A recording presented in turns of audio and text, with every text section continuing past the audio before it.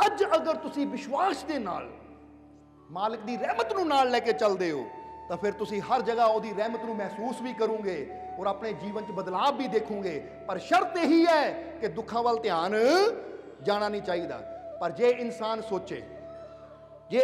सोचे कि पता नहीं मेरे ते कृपा होनी या नहीं होनी, दुख बहुत बड़ा है, इन तो 5 सालों का दुख है, ये तो 14 सालों का दुख है, ये तो 20 सालों तो दुख ने मेरा पीछा नहीं छड्डिया, दुख बहुत बड़ा है।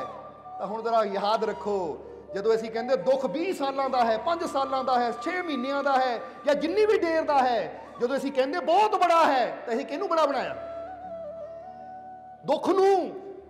पर जदों असीं कहंदे आ 6 महीने का की, वो 60 साल का दुख भी होवे। हुण एक कमरे च 60 साल तो अंधेरा है, एक कमरे च 60 साल तो अंधेरा है, तो जरा जवाब दिओ सानू कि वो अंधेरे नूं दूर करने वास्ते कितनी देर लगनी है? अगर उत्थे चिराग जगा दिता जाए 60 साल लगणगे? जरा सोचो कि 60 साल तो कमरे च लाइट नहीं जगी, 60 साल तो अंधेरा है, तो हुण 60 साल ही लगणगे अंधेरे नूं दूर करने वास्ते, क्योंकि इत्थे 60 साल पहला चिराग जगाना पैना, दीवा करना पैना है, लाइट जगानी पैनी है, फिर जाके अंधेरा दूर होना। नहीं, लाइट दे जगदियां ही वो 60 सालों का अंधकार भी एक सैकंड च ही दूर हो जाता है। तुसी अपने कमरिਆਂ ਨੂੰ बंद करके घर ਨੂੰ लॉक ला के किते रिश्तेदारों को चले जाते हो, 2 दिन बाद ब्याह शादी चों वापस आते हो, घर च हनेरा है तो आंदे ही तुसी बटन दबाते हो तो नाल ही हनेरा दूर हो जाता है। घर ये नहीं कहता कोई 2 दिन तो मेरे च हनेरा है, पहले हुण 2 दिन बह के बटन ही दबा फिर अंधेरा दूर होना है। नहीं, क्योंकि अंधेरा चाहे होवे 1 दिन का अंधेरा होवे, चाहे 10 दिन का अंधेरा होवे, 10 साल का, लाइट दे जगदियां ही वो खत्म। यही तो मालिक की रहमत है। तुसी जदों कहंदे हो मेरा दुख बहुत पुराना, तो तुसी अपने दुखों के अंधेरे नूं बहुत बड़ा कर दिंदे हो। पर इत्थे की चाहिदा है कि होवे मेरा दुख जिन्ना मर्जी पुराना, 10 साल पुराना होवे, 15 साल पुराना होवे, 20 साल पुराना होवे, पर जिद्दां ही मेरे मालिक की रहमत की रोशनी, ओदी कृपा की रोशनी मेरे जीवन च आनी है, मेरा 20 सालों का 25 सालों का दुख भी एक पल च दूर हो जाना है, क्योंकि मेरे मालिक की रहमत बहुत बड़ी है। जदों असीं ओदी रहमत नूं बड़ा कर दिंदे हां, ओदी बख्शिश नूं बड़ा कर दिंदे हां, तो बड़े बड़े दुख भी साडे छोटे हो जाते हैं, बड़ियां बड़ियां परेशानियां भी साडियां छोटियां हो जांदियां है। इसलिए दुख कितना बड़ा है ओदे वाल ध्यान ना दो। हुण मालिक दे चरनां च पहुंच गए हो ना, हुण ध्यान दो कि मेरा मालिक किड्डा बड़ा है, मेरे मालिक की रहमत किड्डी बड़ी है। जे वड आप ते वड तेरी दात, ये इशारा भी किया है। मालिक यानी ओ परमात्मा, ओ प्रभु, ओ निरंकार, ओदी रहमत किड्डी बड़ी है जिहदा कोई अंत नहीं है।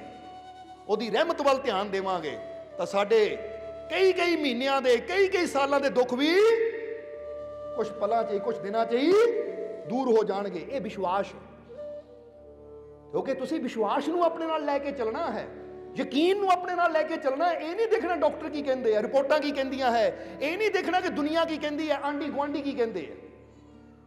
बोलो समझते हो कि नहीं?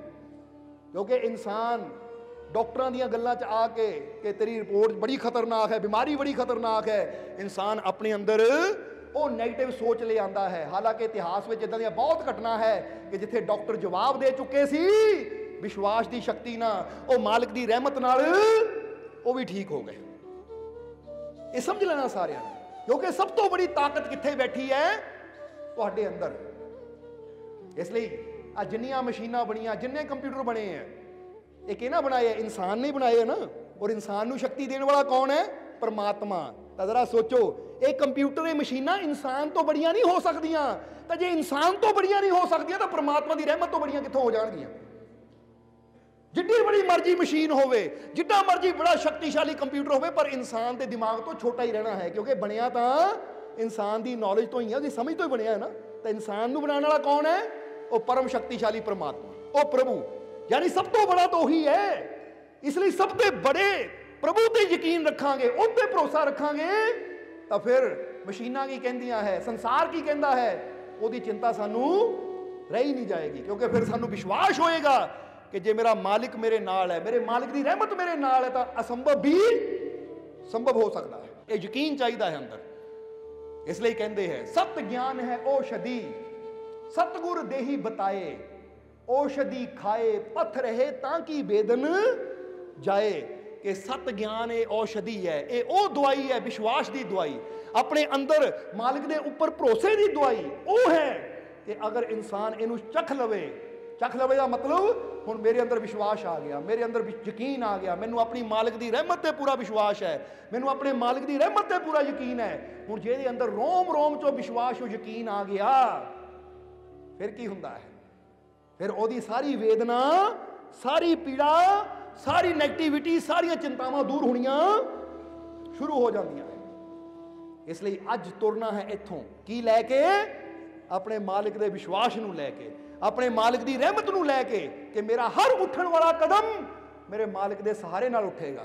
और जिन्हों मालिक का सहारा है उन्होंने होर किसी सहारे की जरूरत ही नहीं है, क्योंकि साथ जब से है तुम्हारा मिल गया, साथ जब से है तुम्हारा मिल गया, डूबते दिल को किनारा मिल गया, क्या जरूरत अब सहारों की मुझे, जब मुझे तेरा सहारा मिल गया।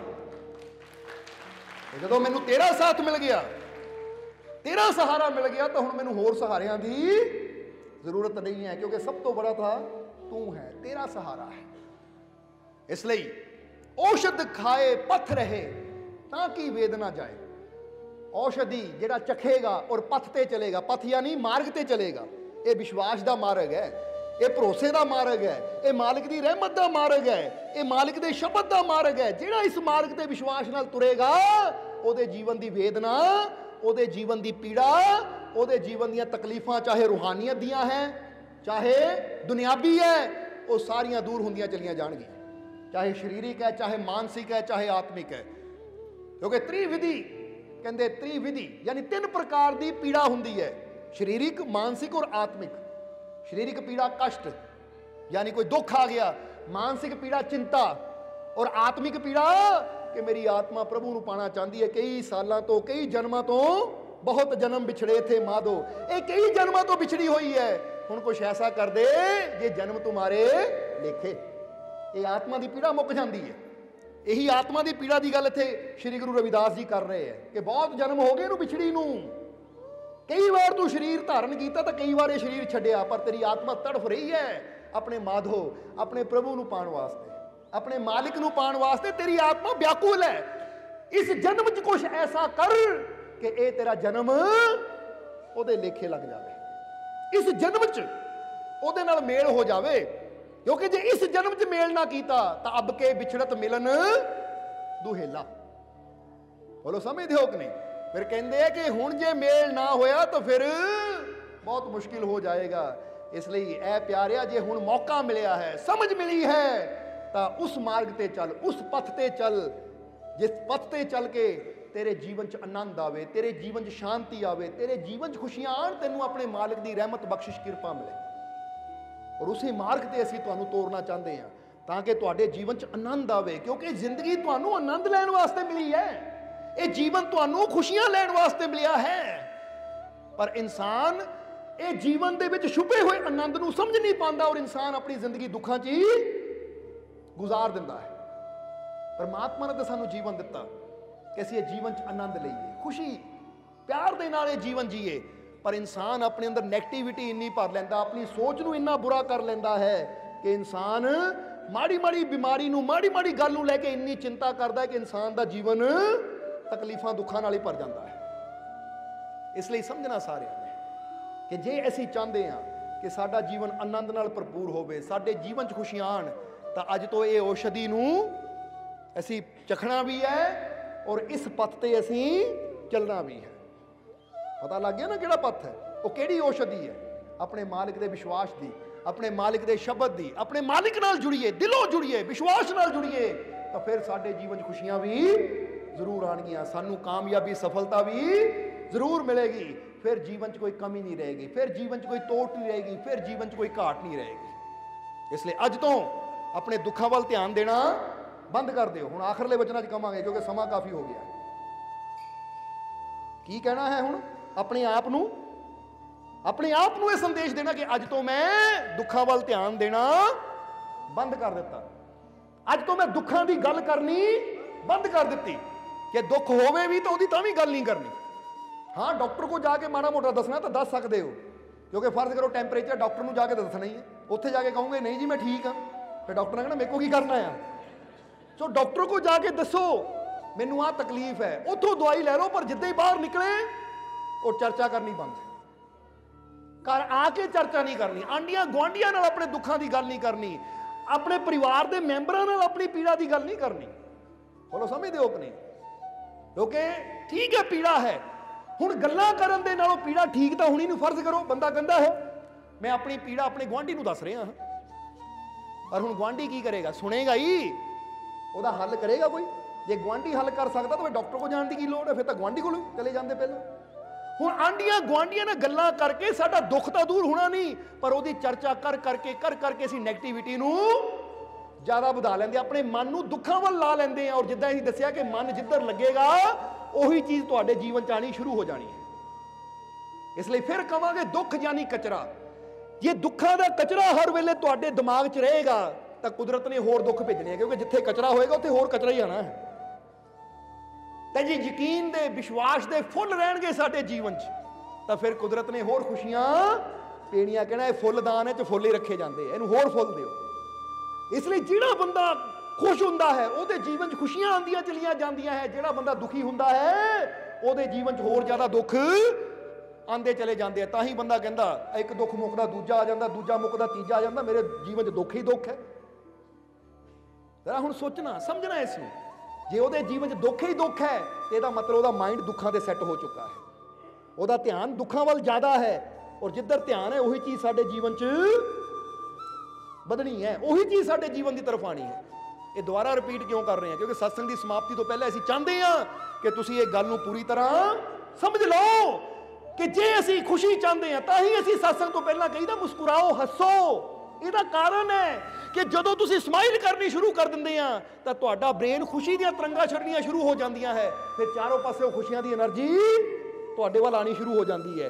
ਕਿਉਂਕਿ ਜੈਸੀਆਂ ਤਰੰਗਾਂ ਤੁਹਾਡਾ ਦਿਮਾਗ ਛੱਡਦਾ ਹੈ ਉਹੀ ਸੋਚਾਂ, ਜਿੱਦਾਂ ਹੀ ਪਹਿਲਾਂ ਦੱਸਿਆ ਕਿ ਦੁੱਖ ਬਾਰੇ ਸੋਚਾਂਗੇ ਅੱਖਾਂ 'ਚ ਪਾਣੀ ਆ ਜਾਏਗਾ, ਸਮਾਈਲ ਬਾਰੇ ਖੁਸ਼ੀ ਬਾਰੇ ਸੋਚਾਂਗੇ ਚਿਹਰੇ ਤੇ ਸਮਾਈਲ ਆ ਜਾਏਗੀ, ਭੋਜਨ ਬਾਰੇ ਸੋਚਾਂਗੇ ਮੂੰਹ 'ਚ ਪਾਣੀ ਆ ਜਾਏਗਾ, ਤਾਂ ਜਦੋਂ ਮਾਲਕ ਦੀਆਂ ਰਹਿਮਤਾਂ ਬਾਰੇ ਸੋਚਾਂਗੇ, ਉਹ ਮਾਲਿਕ ਬਾਰੇ ਸੋਚਾਂਗੇ ਤਾਂ ਜੀਵਨ 'ਚ ਮਾਲਕ ਦੀਆਂ ਰਹਿਮਤਾਂ ਆਣਗੀਆਂ।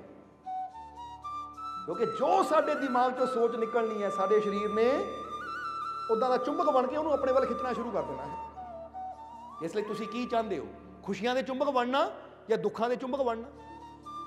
ਜਵਾਬ ਦੇ ਦਿਓ ਸਾਨੂੰ। ਖੁਸ਼ੀਆਂ ਦੇ ਚਾਹੁੰਦੇ ਹੋ ਨਾ ਤਾਂ ਅੱਜ ਤੋਂ ਵੀ ਖੁਸ਼ ਹੋਣਾ ਸ਼ੁਰੂ ਕਰੋ, ਤੁਹਾਡੇ ਚਿਹਰੇ ਤੇ ਸਮਾਈਲ ਰਹਿੰਦੀ ਹੈ, ਤੁਸੀਂ ਫਿਰ ਸਮਾਈਲ ਦੇ ਕੇ ਚੁੰਬਕ ਬਣ ਜਾਂਦੇ ਹੋ ਖੁਸ਼ੀਆਂ ਦੇ, फिर खुशियां ही आनियां शुरू हो जांदियां तुहाडी तरफ। तां ही असीं कहीदा हसो मुस्कुराओ। सब्सक्राइब कीजिए सर्व संझा दरबार कांटियां शरीफ चैनल को और बेल आइकन दबाइए मालिक जी की लेटेस्ट सत्संग की वीडियो को सबसे पहले देखने के लिए।